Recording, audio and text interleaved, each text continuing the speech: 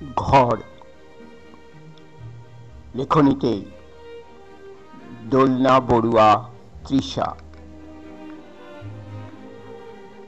এটাকে যাই বলি না কেন, খান উপাখ্যান বা ছোট গল্প যে নামেই বলি, এটা কিন্তু মর্মস্পর্শী, হৃদয়স্পর্শী।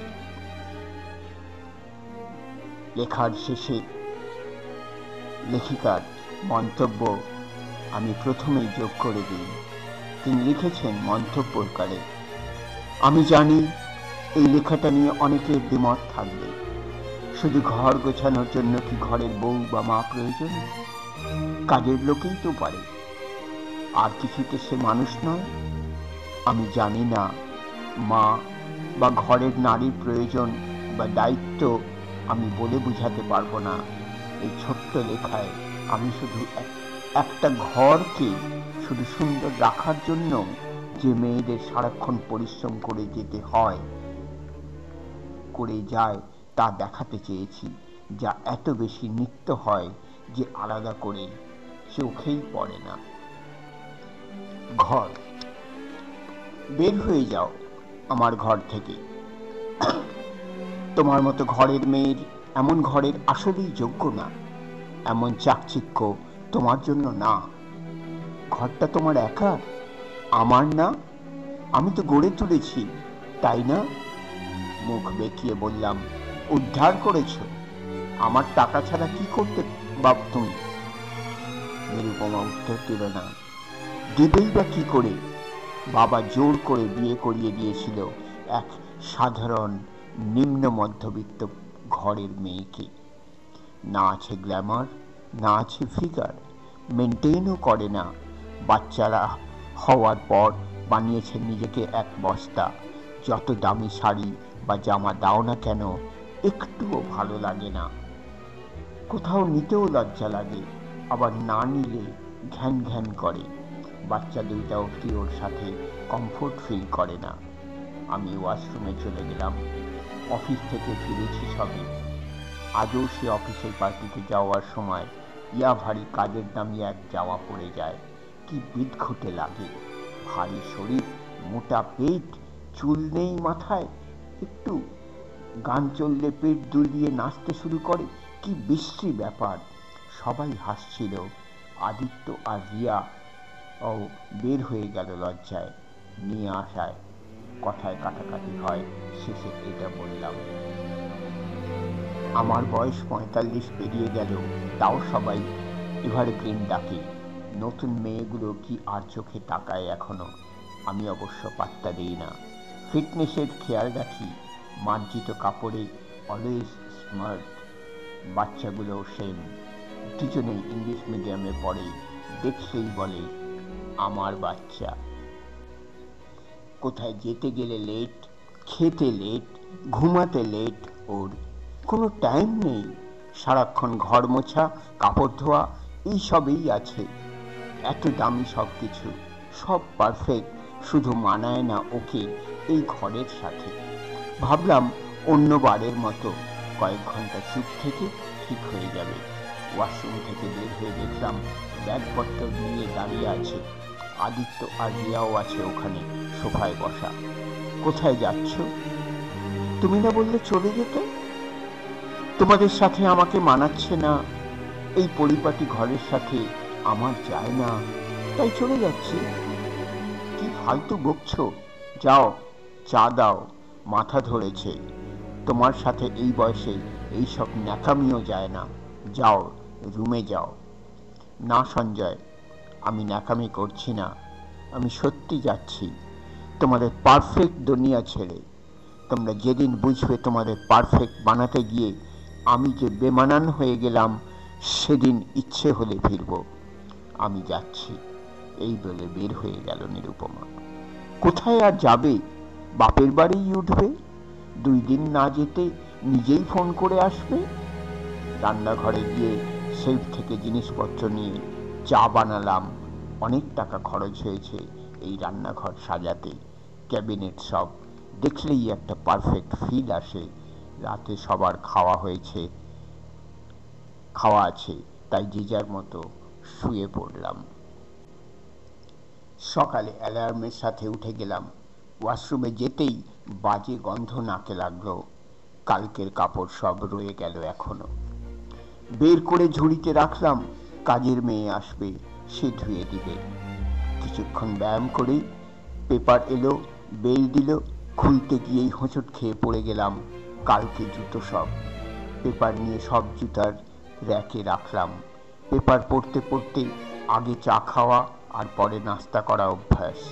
নিরুপমা দুইটাই একসাথে দেয়। কত বকা দিই, তাও হয় না। রান্নাঘরে কোনো আওয়াজ নেই। গিয়ে দেখি রান্নাঘর খালি।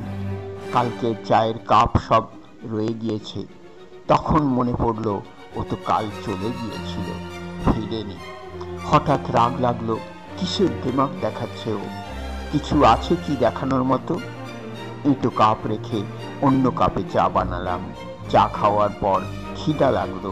রুটি সবজি খাই রোজ, আজ তো নেই, তাই খালি পেটেই অফিসে যাব, ওখানেই খেয়ে নেব।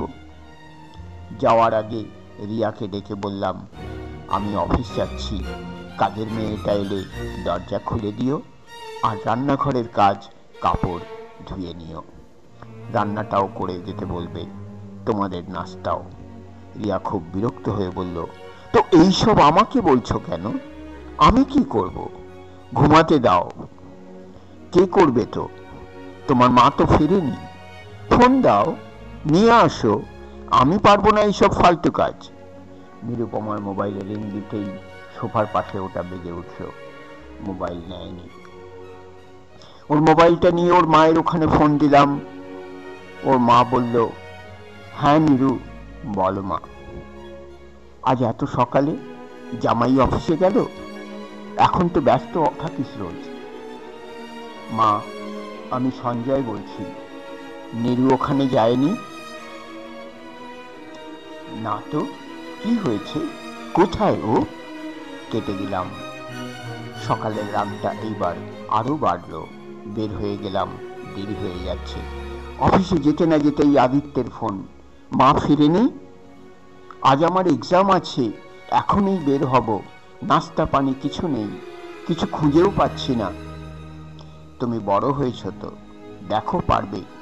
রুনা আসলে ওকে নাস্তা দিতে বলো, আমি অফিসে। মিটিংয়ে ঢুকলাম, তখন আবার রিয়ার ফোন। বাবা, রুনা তো ডিম পোজ পুড়ে ফেলেছে, কি খাবো আর কি কাজ করবে, কি রান্না করবে জিজ্ঞেস করছে। আমি কি বলবো? খুব রাগ হচ্ছিল। নিরুপমা হলে জোরে একটা বাড়ি ঝাড়ি দিতাম। শান্ত হয়ে বললাম, ফ্রিজে কি আছে দেখো, যা খেতে চাও বলো, আমাকে ফোন দিও না, মিটিংয়ে আছি। তারপরও ফোন দিচ্ছে বারবার রিয়া। অনেকক্ষণ পর ধরলাম। বাবা, রুনা তো রান্না কি করবে বুঝতে পারছে না, ও চলে যাবে বলছে। চলে গেলে রান্না কে করবে? আমাকে বলছো কেন? তো এইখান থেকে কি বলবো? কিছু শিখুনি কেন মায়ের কাছ থেকে? এত বড় মেয়ে, তুমি এইভাবে বলছো কেন? আর তোমাকেই তো বলবো, মাকে তো তুমিই চলে যেতে বলেছ। ফোন রেখে দিল। বাচ্চাগুলোকে কখনো বকি না, আজ দিলাম। মায়ের সাথে সারাক্ষণ ঝগড়া ওদের, আমার কাছে মিল পায়, কিন্তু আজ অফিস শেষে বাসায় এসে আবার হোঁচট খেলাম আদিত্যর জুতায়।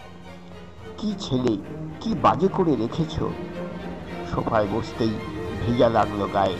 সকালে আমার রেখে যাওয়া টাওয়াল এখনো ওখানেই রয়ে গেল।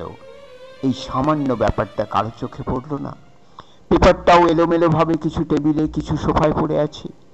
ওয়াশরুমে ঢুকতেই আরেকটু হলে পড়ে যাচ্ছিলাম। কাজের মেয়েটা কাপড় ধুয়ে সাবান পানি রেখে দিয়েছে। এতদিন ওয়াশরুম যে ভেজা থাকে তাও কখনো খেয়াল করি না। চা বানাতে গিয়ে দেখি কালকের গোছানো রান্নাঘর আজ পুরো এলোমেলো। জিনিসপত্র এইদিক ওদিক। চুলের উপর ভাত তরকারির ঝোল, কিছুই পাওয়া যাচ্ছে না। রিয়াকে ডাক দিতেই ও বিরক্ত মুখে বলে, সারাদিন অনেক কিছু করেছি, আর পারবো না। আমার আজ মাথা ধোয়া অবধি হয়নি রুনার সাথে ঘুরতে ঘুরতে। আদিত্য বলল, মা তো আরো অনেক কিছুই করে, কি আর করলি তুই? সবাই কেমন যেন চুপ হয়ে গেল। 2 দিন যেতে না যেতে ঘরটা কি বাজে দেখতে লাগছে। বিছানার চাদর টান টান থাকে না, সব কাপড় আয়রন করা, ভাঁজে পাওয়া যাচ্ছে না। এইদিকে কাপড়, ওদিকে গামছা, এইদিকে মগ রয়ে যায়, ওদিকে ময়দা লাগে। বারান্দায় ধোয়া কাপড় রয়েই যায়, তা ভাঁজে থাকে না। সবচেয়ে বেশি জঘন্য লাগতে শুরু করলো বাথরুম আর রান্নাঘর।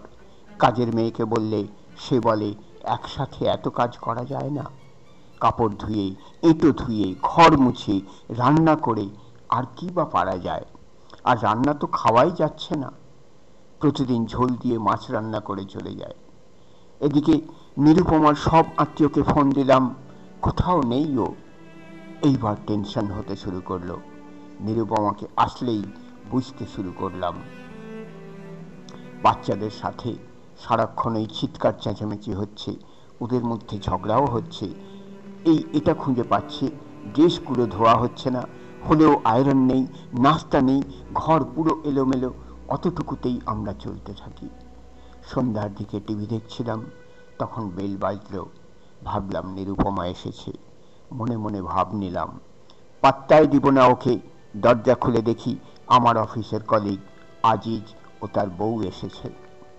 ওরা ঢুকতেই আমি লজ্জায় পড়ে গেলাম। পুরো ড্রয়িং রুম এলোমেলো, চায়ের মগ, বই, পেপার, পড়ে থাকা ফুলদানি, সোফার কুশন, এলোমেলো সবার জুতা, সব মিলিয়ে হজবরল অবস্থা। আজিজের বউ রেশমি সব দিকে চোখ বুলিয়ে, এই অবস্থা কেন? দিদি নেই? আমি ইতস্তত করে বললাম, ও বেড়াতে গিয়েছে। বসো। তাই তো বলি, এই সুন্দর ঘরের এই অবস্থা কেন? আমি আরেকটা লাইট দিতেই সারা ঘরের দামি দামি সব শোপিসে, কাঁচের সেন্টার টেবিলে, টিভিতে এক গাদা ধুলো ভেসে উঠল। রেশমি একটু হাসলো, আজিজও। ওদের কোনো মতে চা দিলাম কেক দিয়ে। ভেবেছিলাম আজ আড্ডা হবে, দিদির হাতের বিরিয়ানি খেয়ে যাব, পরে হবে তাহলে, আজ যাই। আমিও মাথা নেড়ে সায় দিলাম। ওরা যেতেই আমার ভীষণ রকম খারাপ লাগছে। সারা ঘরে চোখ বুলালাম, চোখটা কোথাও সুন্দর বা গোছানো কিছু খুঁজে পাচ্ছিলাম না। কি এলোমেলো, আর সবটা যেন নিস্পৃহ লাগছিল। কি অদ্ভুত! এতদিন ঘরে ঢুকেই মনে হতো বড় অফিসারের ঘর এমনই তো হয়, অফিসেও এমনই পারফেক্ট থাকে। ঘরের সৌন্দর্যটা আলাদা ভাবিনি কখনো। ভেবেছি আমার মতো অফিসারের ঘর এমনই থাকে, এমনটাই দেখি সবারটা। কিন্তু এখন সে সাজানো ঘরের জন্য যে পরিশ্রমটা লাগে সেটা ফিল করছি। এইটাকে দেওয়াল দিয়ে রুমে ভাগ করা, টুকরোতে রাখা জিনিসের স্তূপ ছাড়া কিছুই মনে হচ্ছে না। আদিত্য আর রিয়াও এসে তখন চুপচাপ বসে রইল। রিয়া বলল, মা না থাকলে ঘরটা ভালো লাগে না, তাই না রে? ল থাকলে তখন ভাবি, না থাকলে এইটা করব, ওইটা করব। কিন্তু না থাকলে তখন যা করি তাও করতে ইচ্ছে করে না। পুরো ঘর কেমন যেন খালি খালি লাগছে। আমরা কিছুই না, আসলে মা ছাড়া। বলতে বলতেই কান্না করে দিল রিয়া। আদিত্য চোখের পানি লুকাচ্ছে, আমি চশমাটা ঝাপসা লাগছে, সাথে গলা আটকে কি যেন বুক ভারী করছিল। কত কিছুর জন্য ওকে বকাবকি করতাম, কথায় কথায় ছোট করতাম, বাচ্চাদের সায় দিতাম, কিন্তু ওদের সব তো সে একাই করে এসেছে। আমার পারফেক্ট শরীর, কাপড় সব তো ও করতো বলেই হতো। সারা রাত ঘুম হলো না, বারান্দায় বসে রইলাম। আগে এখানে বসলে মন ভালো হতো, এখন বাজে লাগছে। গাছগুলো মারা গেল, সারা বারান্দা কাপড়ের স্তূপ। যার যখন লাগছে বারান্দা থেকেই নিয়ে যাচ্ছে। এইটা আগে কখনো কল্পনাই করিনি যে এমন ও হয় নাকি। পরের দিন অফিসে যাওয়ার জন্য রেডি হচ্ছি, আমার দূর সম্পর্কীয় এক দাদার ফোন। কি রে, নিরুপমা আশ্রমে ভোগ খাচ্ছে কেন? আর আমাকে দেখে চিনতেই পারল না। কি হয়েছে, তোরা কোথায়? কি বললে? নীরুকে দেখেছ? কোন আশ্রমে, কোথায়? এখন বলো, আমি এখন আসছি। আচ্ছা, আমি লোকেশন সেন্ড করছি। আমার কথা শুনে আদিত্য আর রিয়া ঘুম থেকে উঠে চলে এলো। মাকে পাওয়া গেল? চলো এখনই গিয়ে নিয়ে আসি। সবার চোখ মুখে যেন দারুণ খুশির ছিলি। অফিসে ফোন করে বললাম আজ আসবো না, কিন্তু আজ যে ইম্পর্টেন্ট মিটিং স্যার, তার চেয়ে ইম্পর্টেন্ট কাজ আমার। গাড়ি নিয়ে ছুটলাম। 1 ঘন্টায় পেয়ে গেলাম নীরুকে। ইচ্ছে করছিল এখনই জড়িয়ে ধরি ওকে। বাচ্চারা ঝাঁপিয়ে পড়লো ওর বুকে। সরি মা, আমরা তোমাকে অনেক কষ্ট দিয়েছি। সারাক্ষণ কথা শোনাতাম, তোমাকে নিয়ে লজ্জা পেতাম। মাফ করে দাও মা। তুমি ছাড়া আমরা কিচ্ছু না। আমরা কোনো অসাধারণ কিছু না। আমাদের কোনো অস্তিত্ব নেই মা, কিছুই না।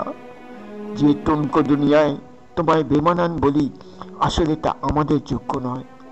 সবখানে যোগ্য করে তুলেছ তুমি, তা করতে গিয়ে নিজেকে হারিয়ে ফেলেছ।